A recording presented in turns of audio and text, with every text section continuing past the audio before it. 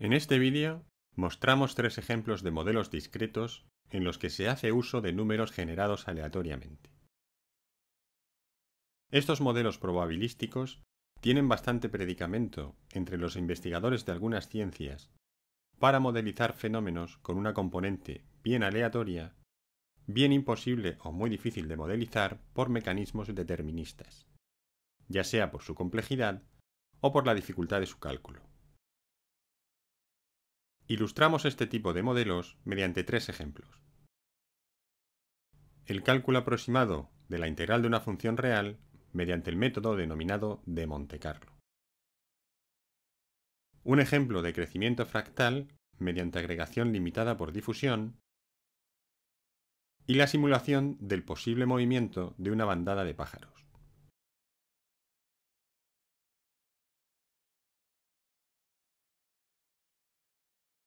Integración por el método de Monte Carlo. En este primer ejemplo, mostramos una manera relativamente sencilla de calcular la integral de una función real de variable real. Aunque existen métodos numéricos no demasiado complicados para realizar este cálculo mediante algoritmos deterministas, utilizamos aquí un procedimiento totalmente distinto y algo más divertido. El proceso consiste en dibujar la gráfica de la función entre los extremos de integración deseados y situarla en una diana figurada a la que vamos a lanzar dardos virtuales. Es decir, nos imaginamos que nos situamos frente al rectángulo diana y lanzamos un dardo sin mirar muy bien a dónde. Luego, comprobaremos si el dardo ha caído por arriba o por debajo de la función. Esto es, elegimos al azar un punto del rectángulo, xy, y vemos si y es menor o igual que f de x, o si por el contrario, y es mayor que f de x. El método de Monte Carlo aplicado a este problema consiste en lanzar una enorme cantidad de estos dardos, digamos 50.000, y contar cuántos de ellos caen por debajo de la gráfica. Dado que la integral de la función f nos da el área comprendida entre dicha función y el eje x, puede usarse la proporción de puntos que caen bajo la curva para estimar el valor del área bajo la gráfica de la figura. Y de ahí, no directamente, pero sí con un pequeño cálculo, estimar el valor de la integral de f en el intervalo considerado. Como pequeño ejercicio matemático, le sugerimos que escriba usted la fórmula exacta de este cálculo antes de inspeccionar el código de la simulación. La simulación que estamos viendo permite hacer exactamente esto. Puede usted elegir la expresión de la función f, determinar el rectángulo de juego, lo que incluye elegir los extremos de integración, y el número de puntos a utilizar. Al pulsar en el botón de Ejecutar Monte Carlo, se generarán dichos puntos, que se mostrarán usando colores diferentes según donde caigan, y también se realizará el cálculo necesario. La simulación incluye también una aproximación de esta integral mediante el método numérico de Romberg, que suele ser bastante preciso. Esto nos va a permitir comparar nuestro resultado con el valor real, entre comillas, obtenido por el método de Romberg, y comprobar cuánto de bueno es este método de Monte Carlo.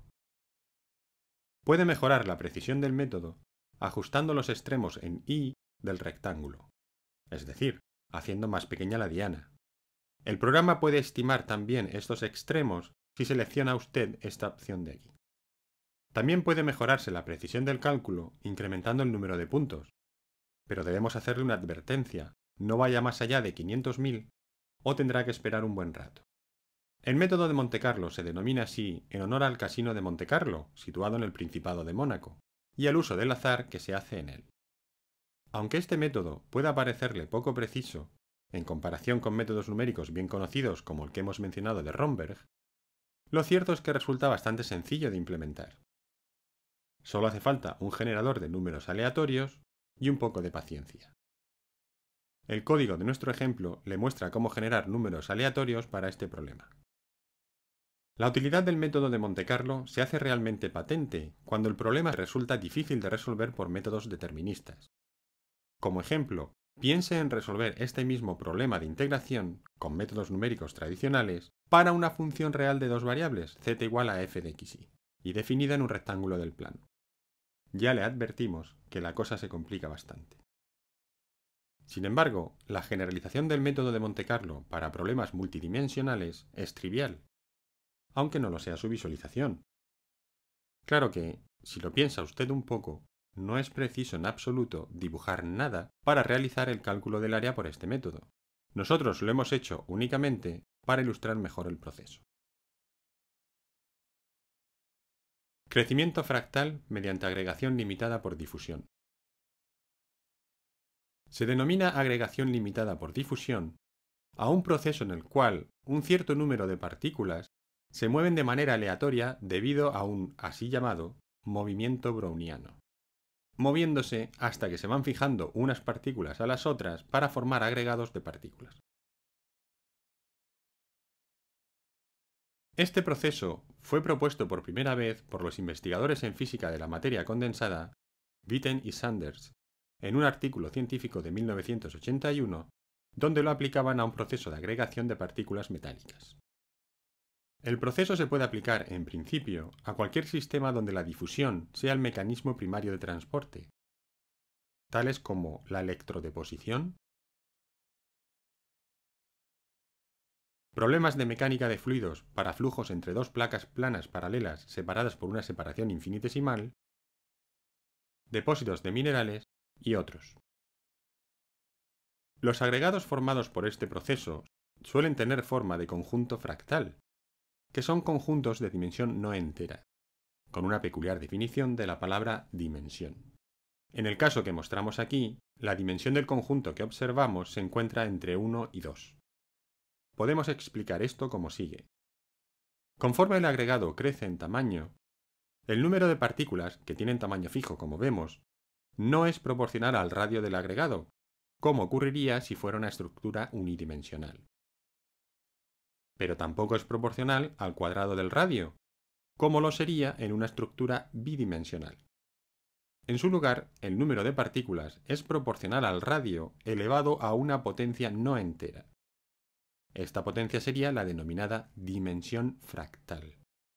La simulación que vemos construye uno de estos agregados de la siguiente manera. Se suelta una partícula libre en un recinto cerca de una partícula fija. La partícula libre se mueve en cada paso de la simulación una unidad de medida de manera aleatoria. Si encuentra a la partícula fija, se queda pegada a ella en la posición en la que haya chocado con la misma. A continuación se repite el proceso una y otra vez, donde cada nueva partícula se va fijando a las anteriores. Si alguna de ellas se aleja demasiado del centro, se considera perdida y se pasa a generar una nueva partícula. El uso de los colores que hacemos en este dibujo es sobre todo para mejorar la estética. Podemos acelerar el proceso de modo que veamos cómo se construye el agregado final más rápidamente. El aspecto de este agregado es el típico de un conjunto fractal con estas características. Por ser un modelo estocástico, el aspecto concreto de la estructura será diferente para cada ejecución de la simulación, aunque, y esto es lo importante, el aspecto cualitativo de todas las estructuras que creemos será similar. Bandadas de pájaros. El último ejemplo que mostramos es el de la simulación de un posible movimiento para una bandada de pájaros. El ejemplo está inspirado en el programa de vida artificial Voids, creado por Craig Reynolds en 1986, y que simulaba precisamente el movimiento de una bandada de pájaros. Este programa es un ejemplo de comportamiento emergente, que es la denominación que se da a comportamientos complejos de un conjunto de individuos o agentes, en este caso la bandada, basados en la confluencia de una gran cantidad de comportamientos individuales realmente muy sencillos por parte de cada uno de los agentes, cada uno de los pájaros. En esta simulación, dotamos a cada pájaro, representado aquí por una flecha que muestra su posición y velocidad en cada instante, de un sencillo algoritmo que utiliza el pájaro para corregir su dirección en cada instante. La celeridad, es decir, el módulo de la velocidad, se considera constante e igual para todos los pájaros de la bandada. Nosotros hemos simplificado las reglas del programa original y hemos dotado a cada pájaro únicamente de la capacidad de promediar la velocidad de los pájaros cercanos, es decir, que se encuentran a una distancia menor que un umbral dado, y de ajustarse a dicho promedio. Eso sí, cada pájaro introduce en este cálculo un pequeño error aleatorio que hace que el movimiento sea algo más errático, pero también más natural. Puede sofisticarse esta sencilla regla e incluso añadirse reglas adicionales que permitan a la bandada evitar obstáculos o lograr objetivos concretos, como por ejemplo viajar hacia el sur. Este tipo de modelos se han utilizado en diversas películas de Hollywood para visualizar movimientos de grupos de animales digitales. Pero también tienen otras aplicaciones más formales, como la visualización de información y ciertas tareas de optimización.